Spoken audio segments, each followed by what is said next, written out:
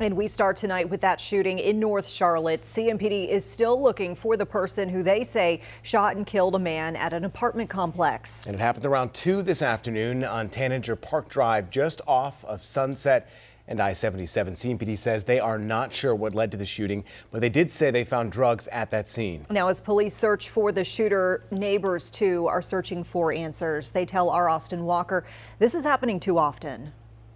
For neighbors, they say it's one thing to hear about gunfire, but to see it right in front of them and for it to happen more than once, it leaves them trying to catch their breath.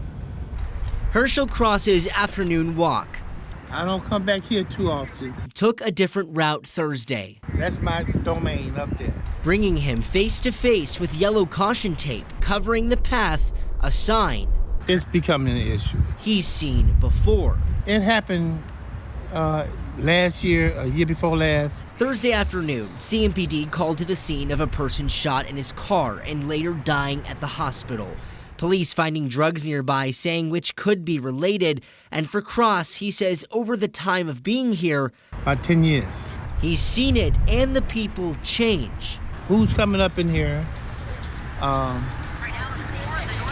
Screen a little bit. Screen a little bit.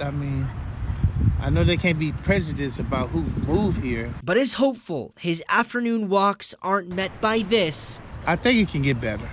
anymore.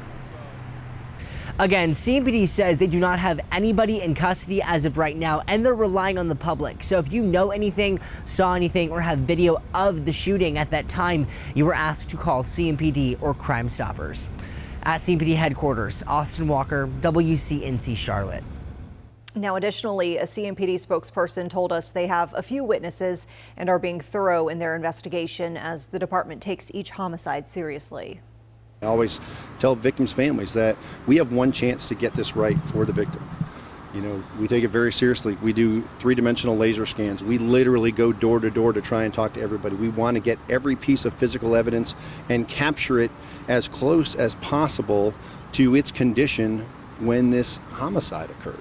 And so Let's get some context to a situation that might look a little bleak tonight on the deadly violence we're seeing in Charlotte. Data from the city shows that this afternoon's shooting was the 21st homicide of the year here in the city. Now, from these data points we pulled from the city today, you can see how that compares to each of the last 10 years. Now, only one year saw more homicides than where we were at tonight. That was 2019 with 22 right there in the middle.